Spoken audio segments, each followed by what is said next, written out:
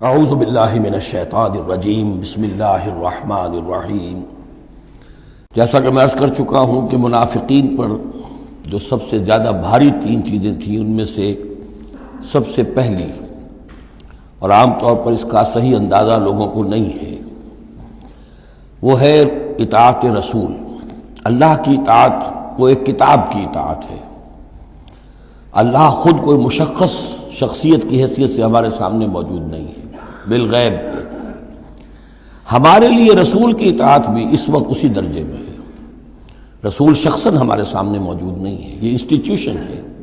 اللہ کی اطاعت، رسول کی اطاعت۔ لیکن یہ جان لیجئے کہ اس وقت کے لوگوں کے لیے حضور صرف ایک انسٹیٹیوشن نہیں تھے، ایک شخص بھی تھے، اور وہاں کے لوگوں کے رشتے بھی تھے حضور کے ساتھ۔ کوئی حضور کا خسر ہے، خسر باپ کی جگہ ہوتا ہے، کوئی حضور کا داماد ہے، کوئی حضور کی بیوی ہے، رشتے ہیں۔ اب ظاہر بات ہے کہ ان کے لیے یہ بھی بڑا مشکل ہوتا تھا کہ وہ فرق کر سکیں کہ کس وقت ہمارا کیا معاملہ محمد الرسول اللہ کے ساتھ بحیثیت رسول ہو، اور کس وقت ایک شوہر کی حیثیت سے، یا ایک داماد کی حیثیت سے، یا ایک بھتیجے کی حیثیت سے۔ حضرت حمزہ کے جو بھتیجے ہیں، تو یہ تو معاملہ تھا مومنین صادقین کا، لیکن منافقین کا اس سے بڑھ کر معاملہ یہ تھا کہ ایک انسان کی اطاعت ہم کیوں کریں۔ اور یہی وہ چیز ہے کہ جو فتنہ انکار سنت اور انکار حدیث کی اصل جڑ اور بنیاد ہے۔ اباح کرتی ہے طبیعت، جیسے کہ عورت کی طبیعت اباح کرتی ہے کہ شوہر کی تابعداری کیوں کرے، آخر وہ بھی مکمل ہیومن بینگ ہے، مکمل انسان ہے، اس کے احساسات ہیں، تو آسان کام نہیں ہے کہ اس کو ریکنسائل کر سکیں۔ اسی طرح انسان کی اطاعت کرے، یہ بھی در حقیقت اس کو تسلیم کرنا، ذہناً ریکنسائل کرنا آسان نہیں۔ اور یہ چیز ظاہر بات ہے کہ جن کے دل میں یقین کھب جاتا تھا ان کے لیے آسان ہو جاتی تھی، جن کے دلوں میں یقین کی کمی تھی وہ پھر قدم قدم پر نوکنگ کرتی تھی، ان کی گاڑی چل نہیں پاتے تھے۔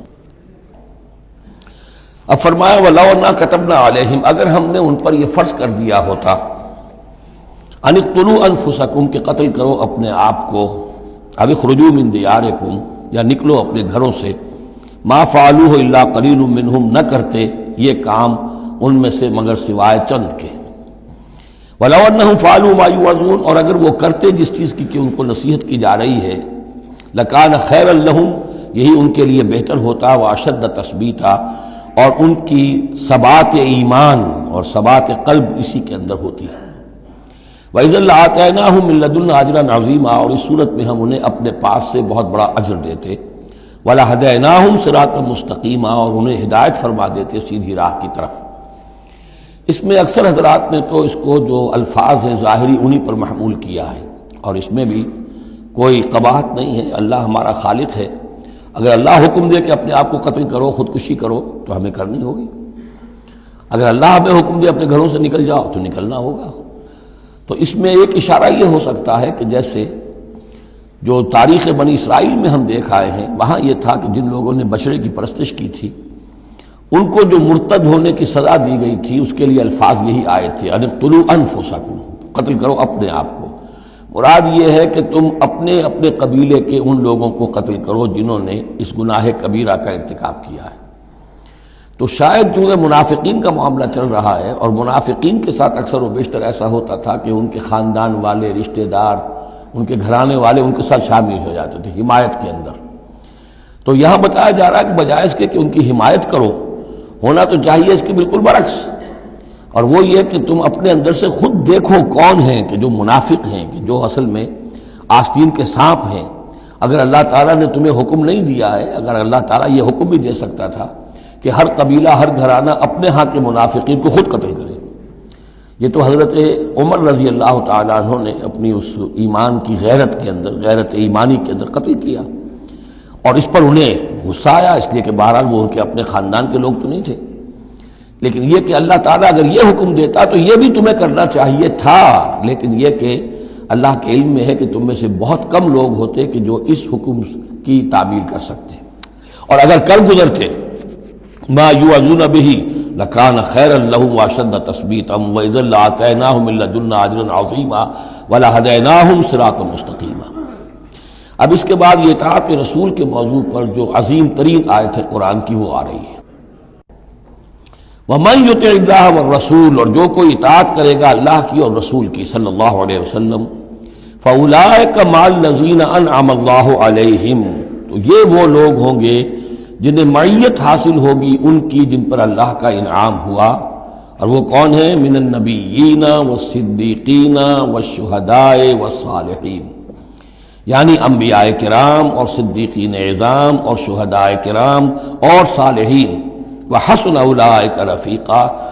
اور یہ لوگ تو بہت ہی اچھے ہیں رفاقت کے لیے، یعنی اللہ اور اس کے رسول کی اطاعت کرنے والوں کا پھر شمار ان لوگوں کے زمرے میں ہوگا، وہ جو سورہ فاتحہ کے ضمن میں ہم نے دیکھا تھا کہ اہدنا الصراط المستقیم صراط الذین انعمت علیہم، وہ کون لوگ ہیں انعمت علیہم، اس کی تفسیر ہے یہ فاولئک مع الذین انعم اللہ علیہم من النبیین والصدیقین والشہداء والصالحین۔ ایک بیس لائن ہے، صالح مسلمان، نیک نیت مسلمان، دل میں خلوص کے ساتھ ایمان ہے، صالح ہے، حکم پر عمل کر رہا ہے، محرمات سے بچا ہوا ہے۔ اب اوپر اٹھے گا تو ایک اونچا درجہ ہے شہداء کا، اس سے بھی اونچا درجہ ہے صدیقین کا، اس سے بھی اونچا درجہ ہے انبیاء کا۔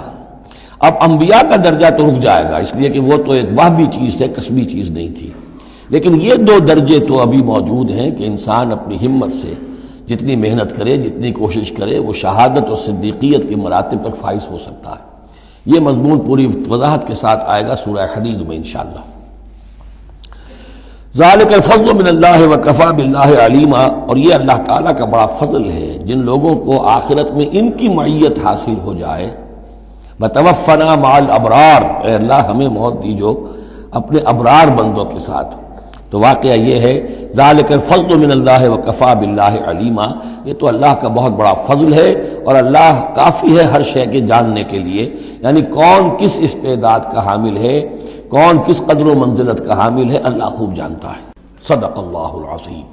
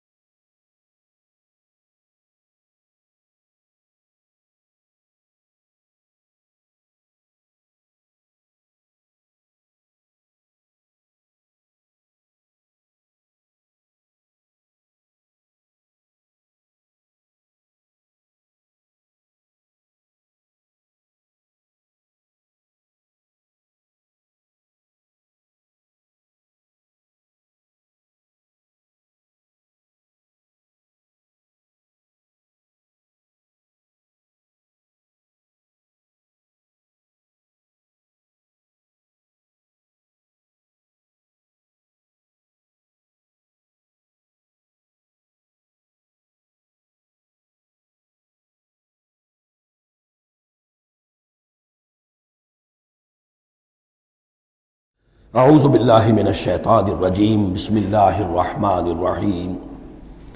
اب آ رہی ہے دوسری چیز، قتال فی سبیل اللہ، جو بڑا سخت امتحان تھا مادی اعتبار سے۔ اطاعت رسول جو ہے وہ زیادہ تر ایک نفسیاتی ایک مرحلہ تھا، نفسیاتی الجھن تھی، لیکن یہ تو ظاہر بات ہے کہ خالص محسوس شے، مادی شے، جان کا خطرہ، مال کا خطرہ۔ یا ایھا الذین آمنوا خذوا حذرکم، اے اہل ایمان اپنے تحفظ کا سامان لے لیا، اپنے ہتھیار لے لیا کرو۔ فانفروا ثبات او انفروا جمیعا، اس کے بعد خواہ تم ٹکڑیوں کی شکل میں نکلو اور خواہ فوج کی شکل میں، یعنی دو طرح کے معاملات ہوتے تھے۔ کبھی حضور صلی اللہ علیہ وسلم چھوٹے چھوٹے آپ گروپ بھیجتے تھے، جیسے کہ غزوہ بدر سے پہلے 8، کبھی یہ کہ پوری فوج لے کر جیسے غزوہ بدر میں آپ گئے، غزوہ احد میں آئے، تو ان میں سے جو شکل بھی ہو نکلو اللہ کی راہ میں۔ وَإِنَّ مِنْكُمْ لَمَن لَيُبَطِّئَنَّ، تم میں سے کچھ لوگ ایسے ہیں جو دیر لگا دیتے ہیں، تاخیر کرتے ہیں۔ حکم ہو گیا ہے، نکلنا ہے، فلاں وقت ہے، کوچ ہوگا، اب وہ اس میں ڈھیل برت رہے ہیں، ابھی تیاری ہو رہی ہے، اور پھر بہانہ بنا دیں گے کہ بس ہم تیاری کر ہی رہے تھے، اب نکلنے ہی والے تھے، اور وہ منتظر رہتے ہیں کہ کوئی فیصلہ ہو چکے، تو اس وقت پھر ہم کہیں گے کہ ہم تو نکلنے والے تھے کہ یہ فیصلہ ہمیں پہنچ گیا کہ جنگ کا تو فیصلہ ہی ہو گیا۔ فَإِنْ أَصَابَتْكُمْ مُصِیبَةٌ، پھر اگر تمہیں کوئی مصیبت پیش آ جائے، اب بہرحال مسلمانوں کو جنگ میں نکلے ہیں تو کوئی تکلیف پیش آ جائے، کوئی نقصان ہو، کوئی وقتی طور پر ہزیمت ہو جائے، قال تو وہ کہے گا قد انعم اللہ علی اذ لم اکن معہم شہیدا، میں تو اللہ نے بڑا انعام کیا، بڑا کرم کیا، جو میں نہیں گیا، میں رہ گیا، میری فلاں جو ضرورت تھی وہ میرے لیے رحمت بن گئی، وہ میرا جو اونٹ گم ہوا تھا اس وقت کہیں وہ اگر میرے پاس موجود ہوتا تو میں بھی وہاں پر خراب ہوتا، یہ تو مجھ پر تو اللہ کا بڑا کرم ہوا ہے کہ میں اس جنگ میں، اس مارکے میں جانے سے بچ گیا۔ وَلَئِنْ أَصَابَكُمْ فَضْلٌ، اور اگر تمہیں کوئی فضل پہنچ جائے اللہ کی طرف سے، فتح ہو جائے اور تم یعنی کامرانی کے ساتھ واپس آؤ اور تم مال غنیمت لے کر آؤ، من اللہ، اللہ کی طرف سے فضل مل جائے، لَيَقُولَنَّ، اس وقت پھر وہ حسرت کے ساتھ کہے گا كَأَن لَّمْ تَكُن بَيْنَكُمْ وَبَيْنَهُ مَوَدَّةٌ، بالکل ایسے جیسے تمہارے اور اس کے درمیان کوئی دوستی اور مروت اور مودت ہے ہی نہیں۔ یا لیتنی کنت معہم فافوز فوزا عظیما، ہائے کاش کہ میں بھی ان کے ساتھ گیا ہوتا تو یہ بڑی کامیابی مجھے بھی حاصل ہو جاتی۔ یہ ان کا کردار ہے جس کا کہ نقشہ کھینچ دیا گیا۔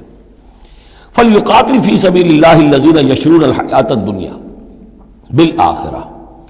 بس جو لوگ دنیا کی زندگی کو آخرت کے عوض فروخت کرنے کے لیے تیار ہیں انہیں لازماً قتال کرنا چاہیے اللہ کی راہ میں۔ فلیقاتل فی سبیل اللہ الذین یشرون الحیاۃ الدنیا بالآخرہ، جنہوں نے تو یہ طے کر لیا ہے کہ ہم نے آخرت قبول کی، دنیا ہم دیتے ہیں۔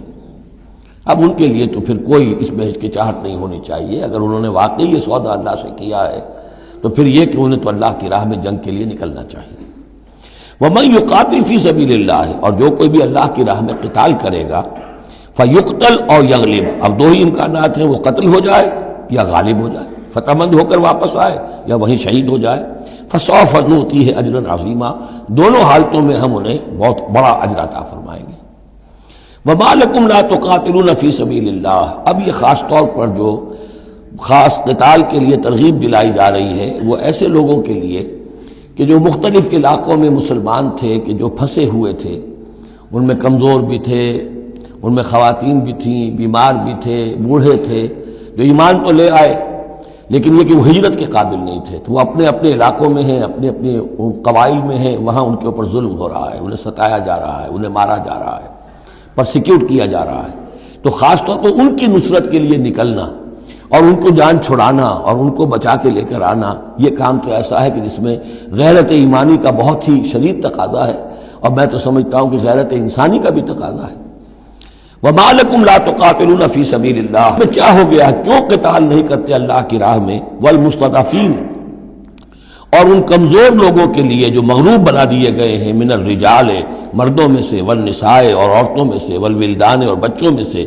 الذین یقولون، جو یہ کہہ رہے ہیں، دعائیں کر رہے ہیں، ربنا اخرجنا من هذه القرية الظالم اهلها، اے ہمارے پروردگار ہمیں نکال اس بستی سے جس کے رہنے والے لوگ ظالم ہیں، واجعل لنا من لدنك وليا، اور ہمیں اپنے پاس سے کوئی ہمارا ولی، حمایتی، مددگار بنا دے، واجعل لنا من لدنك نصيرا، اور ہمارے لیے خاص اپنے فضل سے کوئی مددگار بھیج دے۔ اب ان کی جو یہ آہ و بکا ہے وہ بھی تمہیں آمادہ نہیں کر رہی کہ ان پر ظلم ہو رہا ہے، ان پر ستم ڈھائے جا رہے ہیں، اور تم جو ہے اپنے گھروں سے نکلنے کے لیے تیار نہیں ہو۔ یہ کن سے خطاب ہو رہا ہے؟ جن کے ہاں اسلام قائم ہو چکا تھا، ان سے خطاب ہو رہا ہے۔ ہم اپنے گھر میں اسلام قائم کر نہیں سکتے، یہاں پر کوئی جد و جہد نہیں کہ اسلام آ جائے، ہمارے ہاں کفر کا نظام چل رہا ہے، تو ہم تو مخاطب ہی نہیں اس کے۔ مخاطب اہل ایمان ہیں، اور اہل ایمان کا فرض کیا ہے؟ پہلے اپنے گھر کو درست کرو، پہلے اپنے ملک کے اندر اسلام قائم کرو۔ قرآن کے سوا کوئی اور قانون چل رہا ہے، من لم يحكم بما انزل الله فاولئك هم الكافرون ومن لم يحكم بما انزل الله فاولئك هم الظالمون ومن لم يحكم بما انزل الله فاولئك هم الفاسقون۔ ظالم، فاسق اور کافر اور مشرک تو ہم خود ہیں۔ تو یہ آیت اپنی جگہ ہے، ہر چیز کو اس کے کانٹیکسٹ کے اندر رکھنا چاہیے۔ الذین آمنوا یقاتلون فی سبیل اللہ، جو لوگ ایمان والے ہیں وہ قتال کرتے ہیں اللہ کی راہ میں۔ والذین کفروا یقاتلون فی سبیل الطاغوت، اور جو لوگ کافر ہیں وہ بھی قتال کر رہے ہیں، جنگ تو وہ بھی کر رہے ہیں، ابو جہل بھی تو لشکر لے کر آیا تھا، وہ طاغوت کی راہ میں قتال کر رہے ہیں۔ فقاتلوا اولیاء الشیطان، تو قتال کرو، جنگ کرو شیطان کی ساتھیوں سے، شیطان کے حمایتیوں سے، حزب الشیطان سے۔ ان کید الشیطان کان ضعیفا، یقیناً شیطان کی چال بڑی کمزور ہے، دکھائی دیتی ہے بڑی زوردار، بڑی باروب، لیکن یہ کہ اگر مرد مومن کھڑے ہو جائیں تو پھر اس کے اندر معلوم ہو جاتا ہے کہ پھسپسی چال ہے۔ الم تر الی الذین قیل لهم کفوا ایدیکم واقیموا الصلاۃ وآتوا الزکاۃ، ذرا تم نے دیکھا نہیں ان لوگوں کی طرف جن سے کہا گیا تھا کہ اپنے ہاتھوں کو بندھے رکھو، روکے رکھو، اور نماز قائم کرو اور زکوٰۃ دو۔ یہ ہے کہ جو مکے کے اندر حکم تھا 12 برس تک، مکے میں جب مسلمانوں پر ظلم و ستم توڑا جاتا تھا، انہیں ستایا جا رہا تھا، تو بہت سے مسلمان تھے جوش میں بھی اور یقیناً خلوص کے ساتھ ہوش مند ہو کر بھی کہ ہمیں اپنے ان بھائیوں کی مدد کرنی چاہیے۔ اب یہ سمیہ ہمارے سامنے جو ہے، جو کچھ ہو رہا ہے اس کے ساتھ ہماری نگاہوں کے سامنے، یاسر کے ساتھ جو کچھ ہو رہا ہے، حضور ہمیں اجازت دیجیے۔ آخر ہم جو ہے، ہم نامرد نہیں ہیں، ہم بے غیرت نہیں ہیں، ہم بزدل نہیں ہیں، لیکن اجازت نہیں تھی۔ یہ منہج انقلاب نبوی کا ایشو ہے۔ اس وقت حکم یہ تھا اپنے ہاتھ تھامے رکھو، نغمہ ہے بلبل شوریدہ تیرا خام ابھی، اپنے سینے میں اسے اور ذرا تھام ابھی، ایک وقت آئے گا تمہارے ہاتھ کھول دیے جائیں گے، ابھی کفوا ایدیکم۔ لیکن یہاں سوال پیدا ہوتا ہے، الم تر الی الذین قیل لهم کفوا ایدیکم، یہ فعل مجہول ہے، کہا کس نے تھا؟ مکی قرآن میں یہ آیت موجود نہیں ہے، وہاں بھی یہ حکم تھا محمد الرسول اللہ صلی اللہ علیہ وسلم کا، حضور نے روکا۔ یہ آیت تو اتر رہی ہے مدنی قرآن میں، سورہ نساء میں، تو معلوم ہوا کہ اس وقت بھی وہ حضور کا حکم تھا جس کو کہ اللہ نے وہ اون کیا ہے، اللہ کی طرف سے تھا یہ۔ تو وہی یہ جلی تو ہوتی ہے، وہی یہ خفی بھی ہوتی ہے، یا حضور کے جس اجتہاد کو اللہ تعالیٰ اس کو تقریر کہیں گے، جیسے حضور کی حدیث ہم کہتے ہیں، ایک آپ کا قول ہے، ایک فعل ہے، ایک تقریر ہے۔ کوئی کام آپ کے سامنے کیا گیا، آپ نے اسے روکا نہیں، تو گویا کہ ایک طرح سے آپ کی طرف سے ریکگنیشن مل گئی کہ وہ بھی جائز ہے، یقیناً غلط ہوتا تو حضور روک دیتے۔ اسی طرح اللہ تعالیٰ کی کتاب ہے، وحی جلی ہے، وہ آ رہی ہے، لیکن حضور کا وحی خفی بھی ہے حضور کو جو آ جاتی ہے، اور ایک یہ کہ حضور خود اجتہاد کر رہے ہیں، اس کو اگر اللہ نے روکا نہیں تو گویا اللہ کی تقریر ہو گئی، اور وہ بھی اللہ ہی کی طرف سے ہو گیا، اور وہ بھی گویا کہ اللہ نے اون کر لیا۔ تو اب یہ بھی ہو سکتا ہے کہ وحی خفی کے ذریعے سے اللہ نے مکی دور میں حضور کو یہ حکم دیا ہو کہ جو ہے یہاں نقل ہوا ہے، اور یہ بھی ہو سکتا ہے یہ حضور کا اپنا اجتہاد ہو اور اس کو اللہ تعالیٰ نے قبول کیا ہو۔ الم تر الی الذین قیل لهم کفوا ایدیکم واقیموا الصلاۃ وآتوا الزکاۃ، اب یہاں محذوف ہے، اس وقت تو کچھ لوگ بڑے زور شور سے کہتے تھے ہمیں اجازت ہونی چاہیے ہم جنگ کریں، لیکن اب کیا حال ہوا؟ فلما کتب علیہم القتال، جب ان پر جنگ فرض کر دی گئی، اذا فریق منہم یخشون الناس کخشیۃ اللہ او اشد خشیہ، تو اب یہ دیکھنے میں آ رہا ہے کہ ان میں سے کچھ لوگ انسانوں سے اس طرح ڈر رہے ہیں جیسے اللہ سے ڈرنا چاہیے، بلکہ اس سے بھی زیادہ ڈر رہے ہیں۔ اب ظاہر بات ہے یہ وہ مکے کے مہاجرین نہیں ہیں، یہ اصل میں وہی منافقین مدینہ جو ہے ان کا حال ہے، لیکن کنٹراسٹ دکھانے کے لیے جو اس دور کی بات تھی اس کے مقابلے میں اس کو لے آیا گیا کہ اصل ایمان تو وہ تھا، اور یہ جو کچھ ہے شکل یہ تو پھر کمزوری ہے اور نفاق کی علامت ہے۔ وَقَالُوا رَبَّنَا لِمَا كَتَبْتَ عَلَيْنَا الْقِتَالَ، اور وہ کہتے ہیں کہ پروردگار یہ ہم پر تو نے کیوں فرض کر دی جنگ، لولا اخرتنا الی اجل قریب، ابھی اے پروردگار کچھ اور عرصے کے لیے، کچھ دیر کے لیے اور کیوں نہ مؤخر کیا اس کو۔ قل متاع الدنیا قلیل، اے نبی کہہ دیجئے دنیا کا ساز و سامان یہ بہت حقیر سی شے ہے، والآخرۃ خیر لمن اتقی، آخرت بہت بہتر ہے اس کے لیے جو تقویٰ کی روش اختیار کرے، ولا تظلمون فتیلا، اور تم پر دھاگا بھر بھی کوئی ظلم نہیں ہوگا، حق تلفی نہیں ہوگی، تمہارے جو بھی اعمال ہیں، انفاق ہے، قتال ہے، جو بھی اللہ کی راہ میں ایثار ہے، بھرپور تمہیں اس کا اجر و ثواب دے دیا جائے گا۔ صدق اللہ العظیم۔